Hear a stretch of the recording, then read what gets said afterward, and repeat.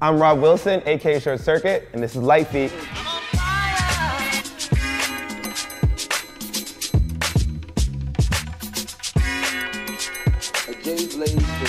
Litefeet is a subset of hip-hop done to Litefeet music. It began between 2004 and 2005 in Harlem, New York. And if you know anything about basketball, part of the Summer League was held at various courts in Harlem, including the Rucker Park, where a man named Al B would perform at the halftime event and do a move that became known as the Harlem Shake.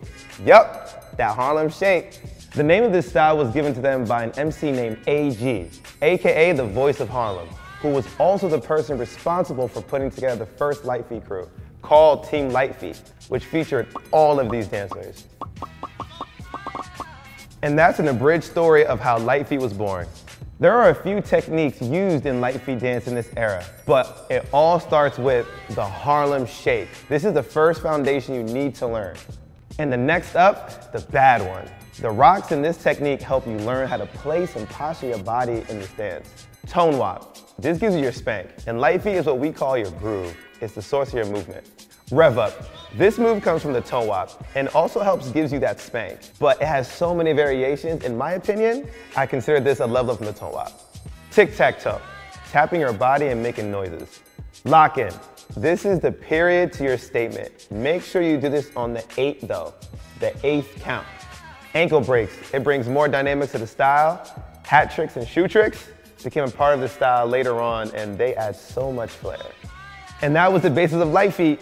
If you want to learn how to do the style and get that spank, make sure to take Steezy Studios' Litefeet program. Click the link in the description to check it out. I'm Rob Wilson, aka Short Circuit. I'll see y'all next time. I'm Andrew Furr, and this is Shuffling.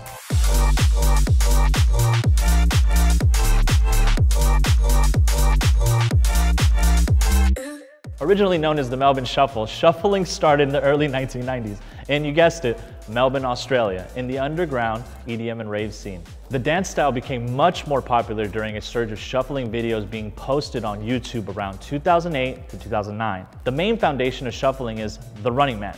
If you can do this, you're about 75% of the way to being able to shuffle. The actual shuffle is a variation of the running man, but keeping your feet to the ground is very vital. You're only supposed to lift when you switch feet. The key is to look like you're gliding. And that only happens when you stay close to the ground. The fun part is that you can shuffle in any direction. The Charleston is another important move because it's an actual base foundation of a UK variant of shuffling called cutting shapes. Kicks are another vital part of shuffling basics. As you can see, many of the movements in shuffling pull from other dance styles. So you'll see dancers use moves like the SpongeBob, some sea walking, and adding your own flair. Often your arms aren't set in shuffling, so dancers will play with using our movements from tectonic, a French dance done to electro music, or just being playful and adding to your own character. Some important tips to looking and feeling like a shuffler. Don't look at your feet. It makes you look less confident. Weight shift tips. Once you have the front, back shuffle down, practice your side kicks. Practicing Micah Nikes. This move has a lot of names, but it helps with your ankle mobility, which is vital to this dance form. And of course, stay on beat. Thanks so much, y'all. Hope you enjoy. Bye. I'm Luis Prado, and this is Breaking.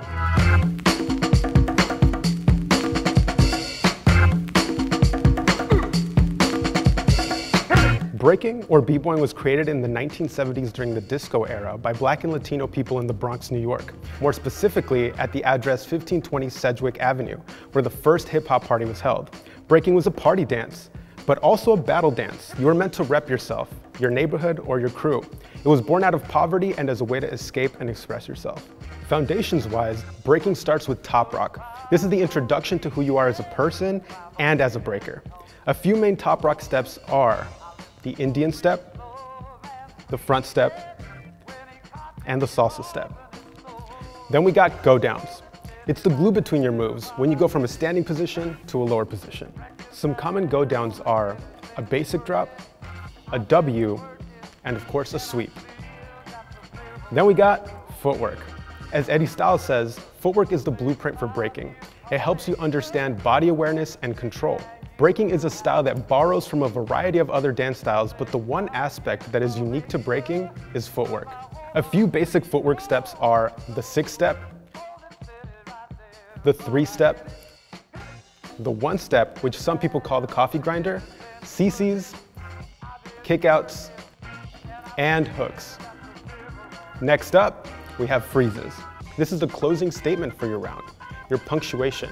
You don't just talk to someone and leave mid-sentence, you end your sentence. A few examples of freezes are baby freeze, chair freeze, elbow freeze, air baby, Nike freeze, and a flag freeze.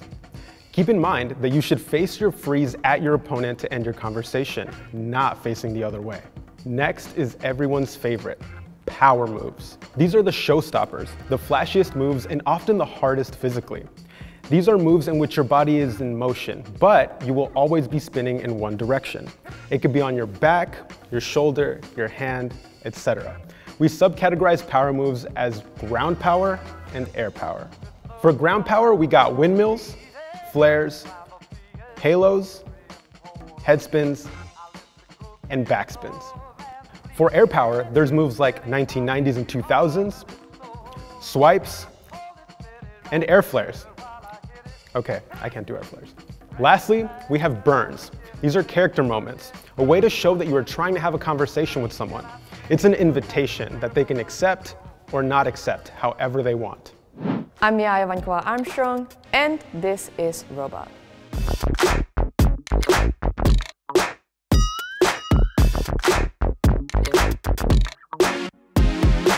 Robot as a dance form comes from mimes of the 1920s who imitated robots. It became popularized in the late 60s to 70s by Robert Shields, as well as Michael Jackson, who performed the dance on the television show Soul Train while singing Dancing Machine with the Jackson 5. The core foundation of Robot is dime stop, which means to stop completely and instantly after a movement.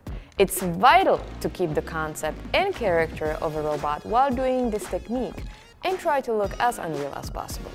There are about 18 conceptual techniques that you can use alongside your dime stops in order to enhance your robot. A few popular ones are stop motion, which is a sequence of dime stops at regular, evenly paced timing. Strubbing involves irregular, sudden, sharp dime stops and loss of continuity of a body part. Speed control, which as the name implies, is when you move from fast to slow or slow to fast.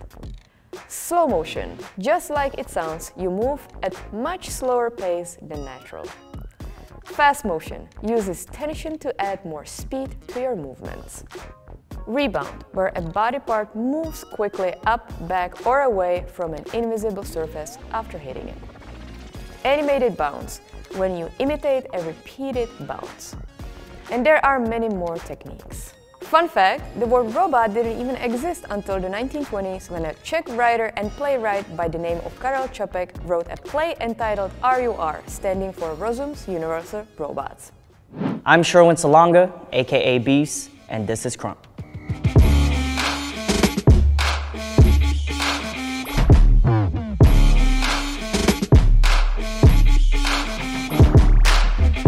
Krump is a raw, expressive, and storytelling-based dance style that started in the early 2000s in South Central Los Angeles. There are 5 original creators and pioneers in Krump: Todd Eyes, Big Mijo, Lil C, Miss Prissy, and Slayer. We call them Mount Buckmore. This dance has its roots in another dance called clowning, and it pulls a lot of its balance points from sea walking as well as clowning. I like to split the techniques in Krump into old school and new school. Old school moves are clowning inspired and more linear in structure. We got moves like the whoa, banging, which is used in moves like day ones, call the dogs. Then we got whips, hops, sea walking, like heel toe. And we got new school, which is more rugged with a bully mentality, like the wobble, stomps, chest pops, arm swings, arm placements, jabs, focus points, the bounce, the gallop, the kickback, and of course, character. For instance, my Krump name is Beast, and I often take the character of Beast when I dance. Then there's language, which is comprised of different hand gestures. Power, open hand, and talking or style. Then our three main stances. Krump stance, shoulder width, to move around more. Technical stance, and your off-balance stance.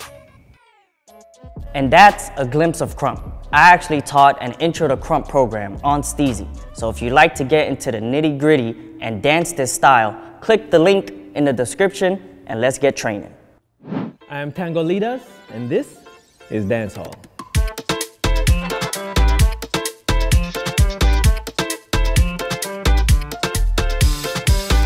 Dancehall music started in Jamaica in the 70s, and the dance style grew in popularity in the 90s mainly due to the pioneering efforts of the great Gerald Levy, also known as Vogue, also known as Mr. Waacking, also known as the man, the history, and the dance. But beyond music and dance, dancehall is also fashion, a place to celebrate, and a lifestyle unto itself.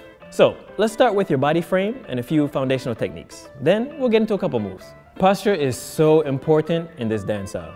You want to have soft knees, shoulders relaxed, and your waistline forward. Then you want to develop your waist and hip control to be able to do things such as winds, jukes, which is Jamaican patois for poke, and rocks. We have our social dances. A few examples of these are 3 dances created by the one and only Jon Gifted. We have Thunderclap, Signal to Plane, and Pond the River. We have Smooth Steps. We have Zip It Up by Bogle, Summer Bounce, also created by Bogle, and Good Chemistry by me, because why not? Then we have Badman or Gunman Steps. These dances often come with the use of gun hands. In Jamaica, violence and gun crime is a societal reality. So this character in dancehall was created to express that reality through dance. So we have Gunman Skank, created by a group known as the North Coast Boys. We have Rifle Walk, created by Coot Boss. In dancehall, we want the people around us to catch the vibe. Right? We want you to feel the energy. So it's really important that you use full body engagement. Use as much as your body as possible. Dance from head to toe. And don't fight against what feels good. Do what feels good. So if you enjoyed the little bit of dancehall we spoke about today, please make sure you take my beginner dancehall program on Steezy. Just click the link below. That's all you have to do. And enjoy the program. Peace out. I'm Shivani. And I'm Chaya. And this is Bhangra.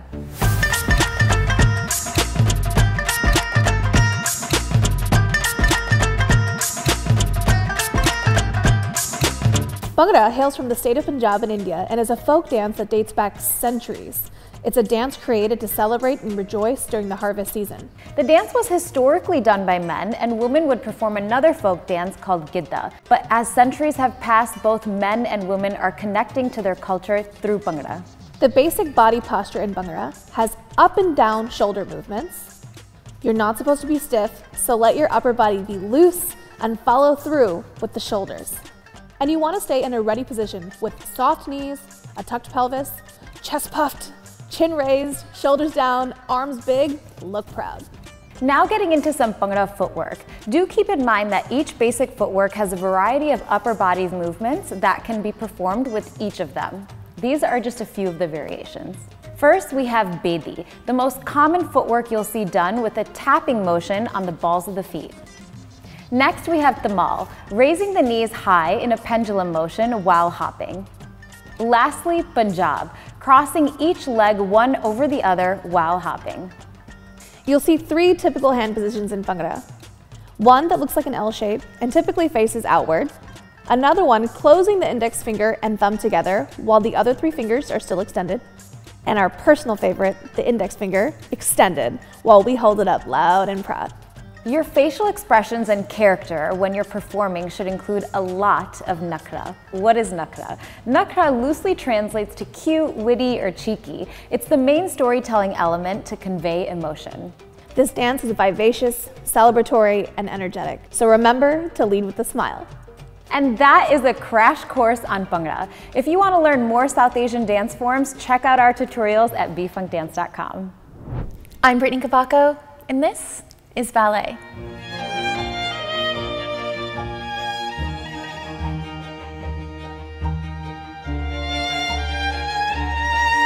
Ballet, coming from the Italian word ballare, which means to dance, originated during the Renaissance era between the 1500s and 1600s in Italy. It was a dance done to impress the royal courts and the royal family, then became a social dance between the court members and later developed into a concert dance form.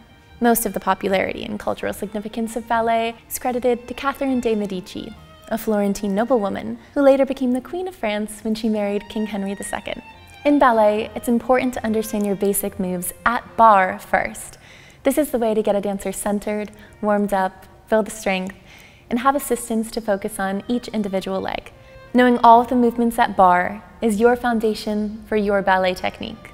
The main techniques you'll need to know to be a ballet dancer is to start with your feet. There are 5 main positions. There's first position, second position, third position, fourth position, and you guessed it, 5th position.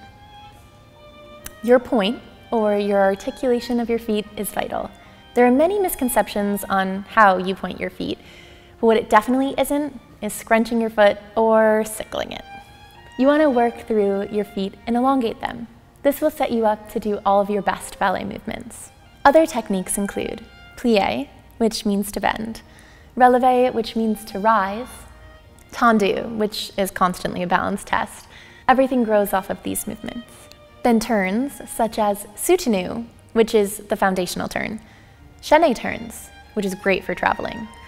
In pirouettes, there are many, but at the beginner stage, you learn 2 types, en dehors and en dedans. And always make sure you spot when you do your turns. Then we have jumps, such as sauté, saut de chat, and glissade. And outside of the techniques themselves, having body and spatial awareness are vital. You need to allow your leg to work separately from the rest of your body and understand how your legs and arms are working through space, always allowing your upper body to have a freeness and breathiness to it.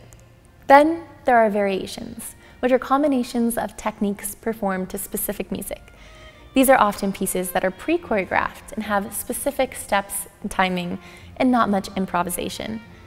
There are classical variations and modern variations. Classical is very guided and coached.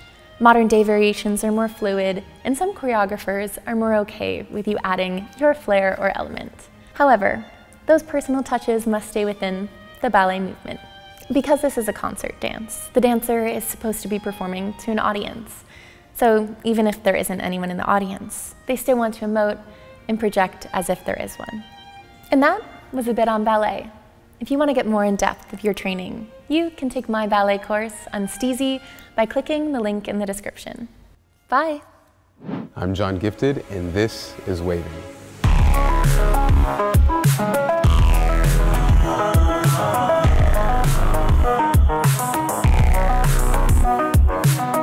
Waving is a dance that started alongside the beginnings of popping in the late 60s to early 70s. Originally, it was used as a transition between popping movements. However, the dance has become more recognized as its own style in recent years and now focuses more on emulating the natural flow of water in any and all environments, rather than just being a transition in popping. There are 2 core techniques used in waving. The arm wave, which is a wave from fingertip to fingertip, and the tidal wave, which is a wave from your head to your toe. Outside of these core techniques, there are tons of branches and variations you can do. Hand waves, no, I'm just playing. Hand waves, microwaves, side waves, isolated or segmented waves, toe waves, bigger ones like twist waves, rock waves, diagonal body waves, leg waves. How many times can I say waves? There are even style variants such as snaking, pioneered by Pop and Taco, or King Cobra, which was made popular by the Mysterious Poppers from Long Beach after its creator Daryl Johnson saw Boogaloo Sam do the circular motion with his chest in 1979. Even Digits, which was born from the rave scene where you use your fingers instead of your whole body to wave. Or Liquid, made popular by dancers like David Elsewhere, which utilize the hands to create infinitely flowing waves. The most important aspect to being a waver is to remember that fluidity is your bread and butter. and your waves need to have a clear intention and completion. Gracias, adios. I'm Gravity Jacobs, and this is Vogue.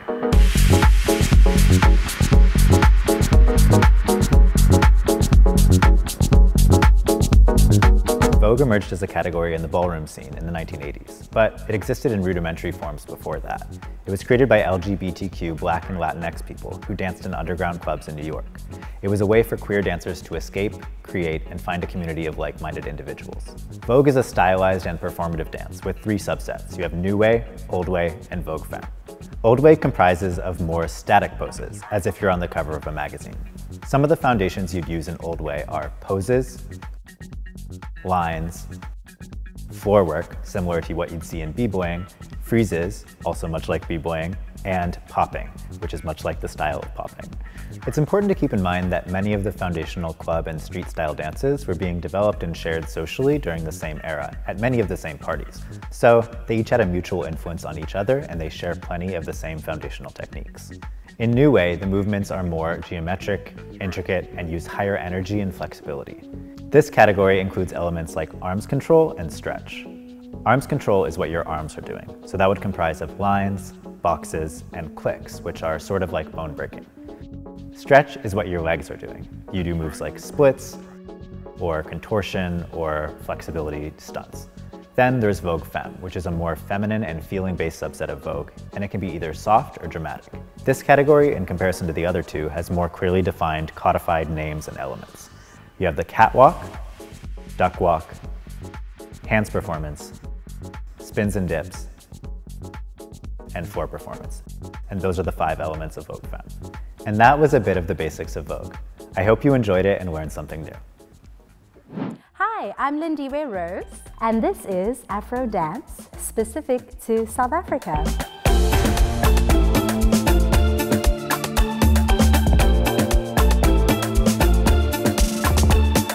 Africa is too big, as it is a continent with multiple countries, multiple cultures, multiple music genres, and of course, multiple styles of dance. So it is almost impossible for us to do a crash course on Afro dance. So we'll be focusing specifically on some popular South African dances, more specifically, Amapiano.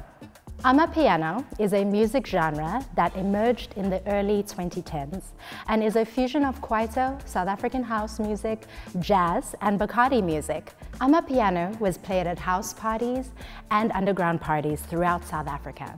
And when music makes people move, dances are created, or even pulled from the past. Most of the posture in Amapiano is influenced by Pansula culture. It means to walk with protruded buttocks.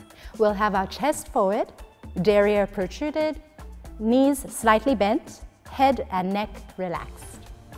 A few of the moves in Amapiano dance nowadays include and are influenced by Kwasa Kwasa, a dance from the 90s. Though it is not necessarily used much in Amapiano nowadays, it is such a vital dance that helps us learn how we are supposed to sink into Amapiano music. It also came from Kwaito. Sikalekeke, also from the 90s, meaning to cut the cake. It was originally a Kwaito dance, then developed into an Amapiano dance. Pouncing cat.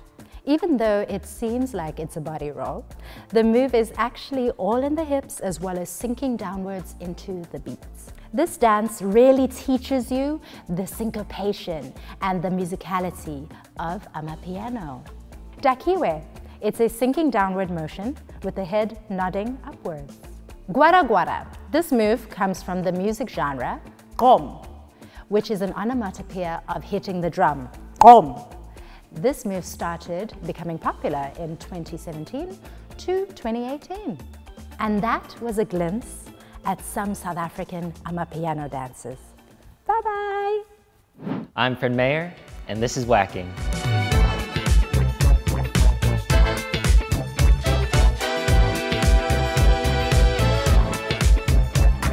Waacking is an athletic, dramatic, and freeing dance style created in Los Angeles by a group of young gay men in the 70s that used to frequent dance clubs like Gino's, Paradise Ballroom, and a few others. Upon the inception of the dance, the music, themes, and competitions formed around it were facilitated by a DJ named Michelangelo. Waacking actually originated from another dance style called punking. So much of the foundational movements of posing and the wack itself came from this style's predecessor. And much like in Vogue, waacking was created as a form of escape for young gay men to make positives out of the negatives in their lives. The main techniques in waacking are posing, used to create space and pictures as well as demand presence and express emotion on the dance floor. Waacking, which is your action, it means to strike with force. Think of the onomatopoeias and the action scenes from the TV show Batman and Robin. You can use this technique as your main vessel for conversation and storytelling. Rolls, nunchucks, and twirls. Inspired by Bruce Lee's nunchuck movements, you'll often see dancers use this technique to hit multiple rapid beats or lyrical moments. Overheads tinkers or bolos, originally called tinkers because of a dancer named Tinker Toy was the first person to do this move. It may seem like it's just an arm move, but it's really important to use your chest and your back as well. Other moves and variations include lines, which can be used to create shapes, pictures, direct attention, and depending on the execution, it could also be considered a whack. And chase, which is when one arm chases after another as if there's a delay. It can be done with any arm movements, creating a gallop-like rhythm. Some footwork and turns used in waacking are the disco step, pas de bourrée, and often other jazz footwork, but there's a lot of freedom of choice when it comes to your feet. Halo turns. This is a turn where you look up at the ceiling and plant your head right back to the front. This is a great moment to spice up an average turn. And the corkscrew spin, a tight pencil turn that uses a quick swipe of the arms to create more speed and dynamics. You'll likely notice that this dance style is spelled in two different ways, waacking with two A's and waacking with an HA. Like in most club and street dance styles, there's context and stories that often clash with each other, creating controversy and divide. Each of these spellings have their own important reasonings and context, so you can read more into those if you'd like to understand the style more deeply. But the most important thing is to always do your best to respect where the style comes from and the individual stories that were born from the culture. Thanks for watching. I'm Dennis, and this is Locking.